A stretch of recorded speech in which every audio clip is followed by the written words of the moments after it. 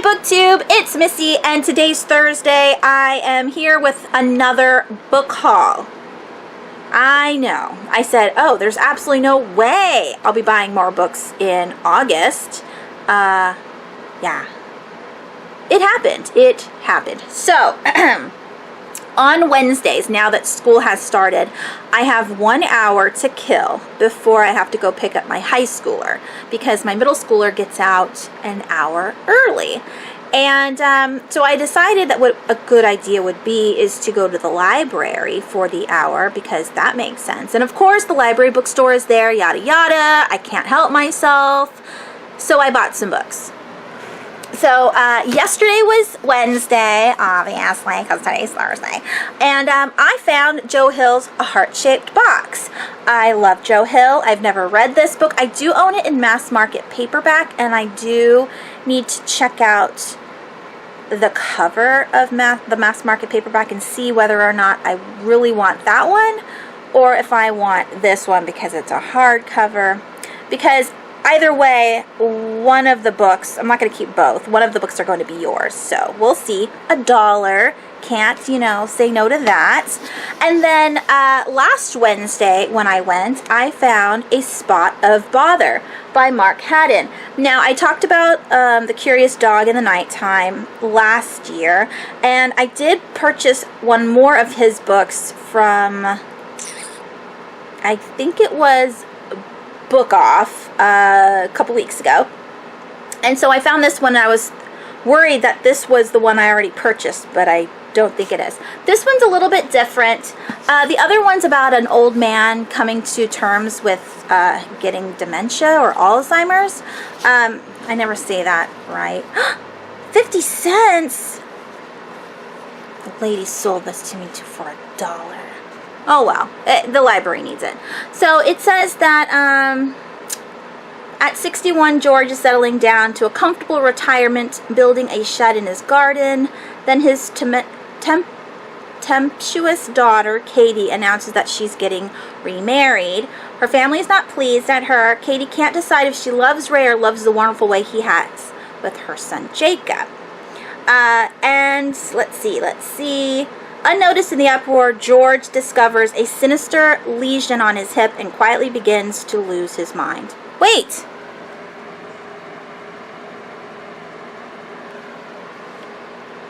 I already own this book.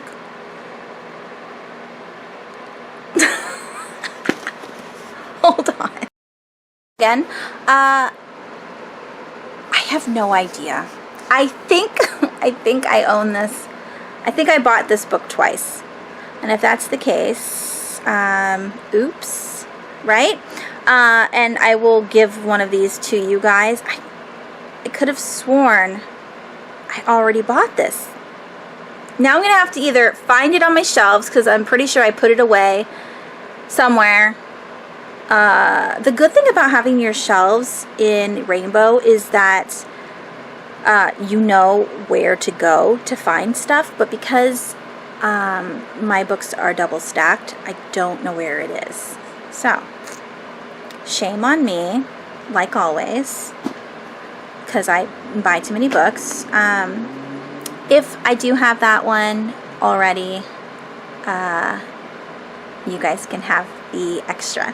Alright, next I received Misquoting Truth by Timothy Paul Jones. This is a guide to the fallacies of Bart Ehrman's Misquoting Jesus. Now, this came at my post office. I don't know who sent this to me. I did read Bart Ehrman's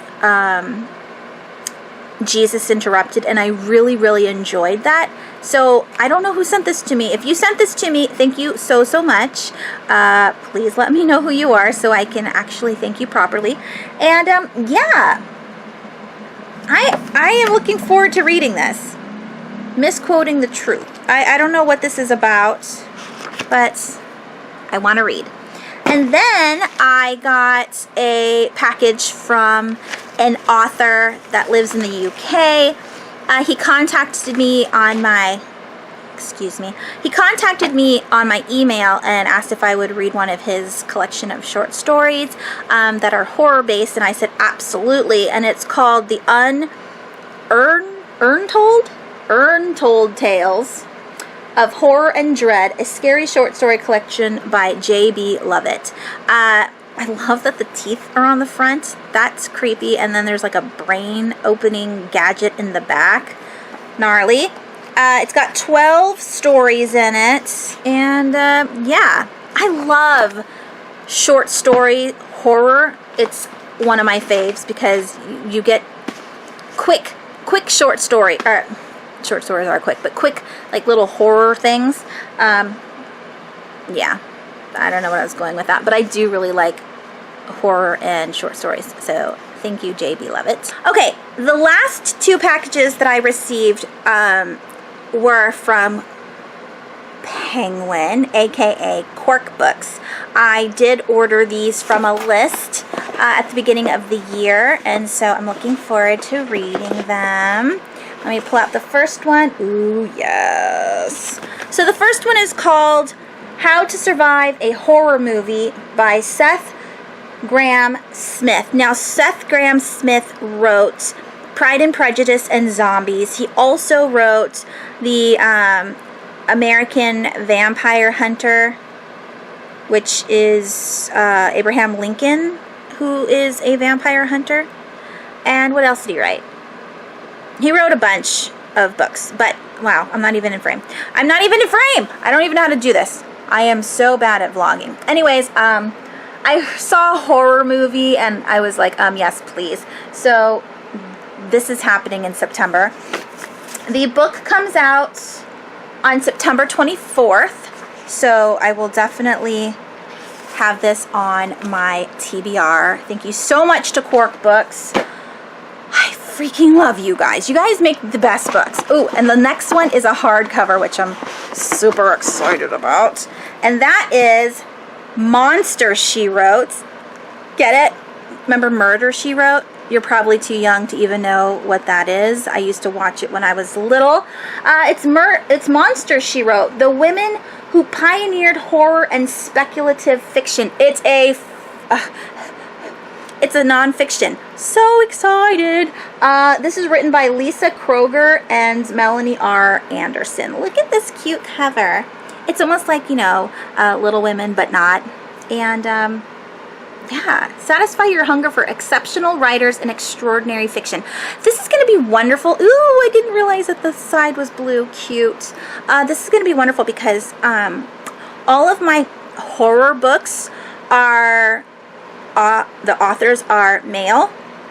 And I just did, like, 2 days of research on the subject. Not on female horror writers, but just the difference between female writers and male writers.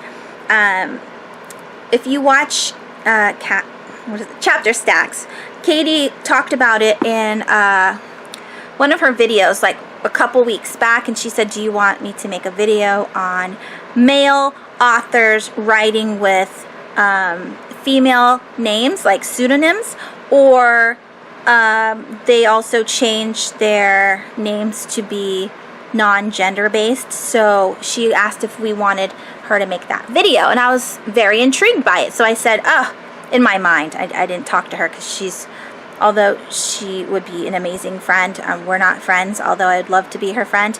I thought, oh, well, I totally want to look this up. So I was like researching it for 2 days going, why do men do this? Why do women blah, blah, blah. And in this day and age, or at least what I can tell, the majority of women want to read women authors, you know, to spread the love for women, to encourage and support women, and I fully agree. I don't buy books or read books because of the author. I just pick up books if they sound good, and if they so happen to be written by a woman, I'm like, yeah, that was a good one. So this will be cool to read about and find more women horror writers, because I only know of a couple, and I do own some like classics. So yeah, I can't wait. Pioneered, I'm sure Shelley will be on here. What the hell is her last name?